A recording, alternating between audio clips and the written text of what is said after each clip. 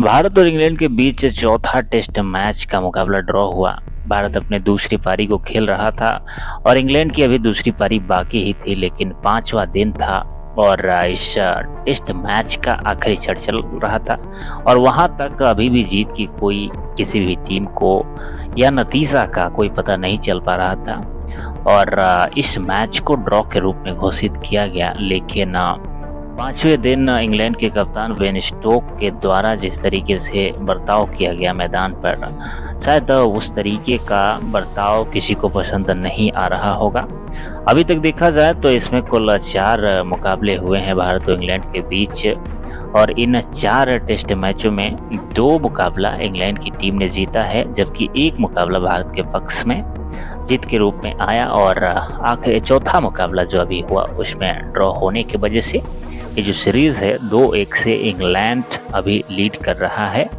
भारत अगर आखिरी मुकाबला में जीत हासिल करता है, यानी कि 5वां मुकाबला जीतता है, तो इस सीरीज को बराबर कर पाने में सफल हो पाएगा। लेकिन अगर आखिरी मुकाबले को हारता है तो इंग्लैंड को एक और बढ़त मिलेगी और 3-1 से इस सीरीज में जीत हासिल करेगा। साथियों, चौथे मुकाबले के लिए भारत की टीम ने पहले बल्लेबाजी किया और पहले पारी में भारतीय टीम ने कुल अपना 10 विकेट गंवा करके 358 रन बनाने में कामयाब हुआ और इन 358 रनों में देखा जाए तो सबसे बड़ी जो पारी रही वो रही साई सुदर्शन का। साई सुदर्शन ने कुल 61 रन बनाए थे, 151 बॉल का सामना किया था इन्होंने और 7 चौका अपने पारी में लगाए थे।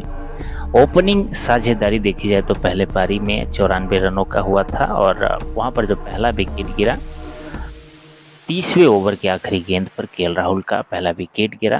केएल राहुल 46 रन बना पाए थे, 98 बॉल का सामना किया था। यशस्वी जायसवाल ने भी अच्छा प्रदर्शन किया, 58 रन इन्होंने बनाया, 107 बॉल का सामना किया।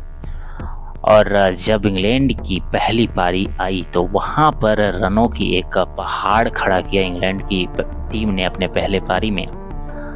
इंग्लैंड की टीम ने पूरा 10 विकेट गंवा करके 669 रन अपने पहले पारी में बनाया और वहां पर शायद इंग्लैंड को ये लग रहा होगा, शायद क्या ये पूरा 100% इन लोगों को यकीन था कि अब जीत मिलना तय है, क्योंकि भारत को इंग्लैंड की टीम 311 रनों का लीड दे चुका था और भारतीय टीम अपने पहले पारी में 358 रन बनाया ही था।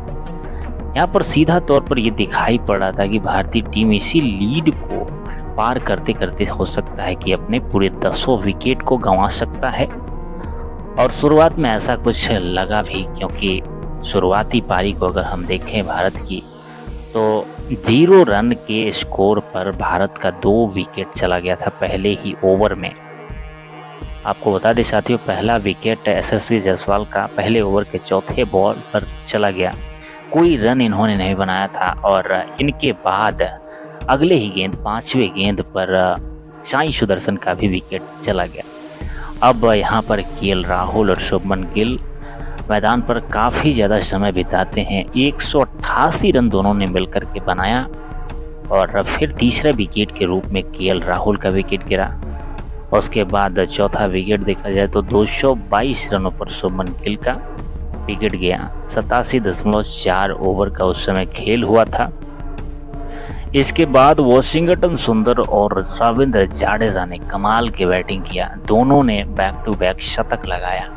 लेकिन साथियों, तीसरा सेशन चल रहा था और वहां पर सबको यकीन हो गया था कि इस मुकाबले का नतीजा निकाल पाना 5वें दिन में संभव नहीं है और निश्चित रूप से मैच ड्रॉ होगा। इसको देखते हुए इंग्लैंड के कप्तान बेन स्टोक ने खेल को रोकना चाहा तीसरे सेशन में ही और वॉशिंगटन सुंदर और रविंद्र जाडेजा ये दोनों खिलाड़ी लगभग 80 के स्कोर पर थे। जाडेजा भी 81-82 के स्कोर पर थे और सेम उसी प्रकार से वॉशिंगटन सुंदर का भी स्कोर था और दोनों को लगभग 20 रनों की आवश्यकता थी अपने शतक को पूरा करने के लिए।